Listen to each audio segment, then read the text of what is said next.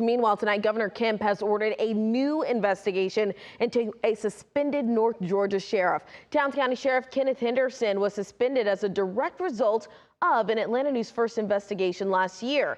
A&F Chief Investigator Brendan Keefe obtained unreleased body camera video showing the sheriff in a physical altercation with the Hiawassee police officer. Now, the sheriff is currently awaiting trial on indictments related to his arrest of that officer at the scene where a deputy had been shot in December of 2024.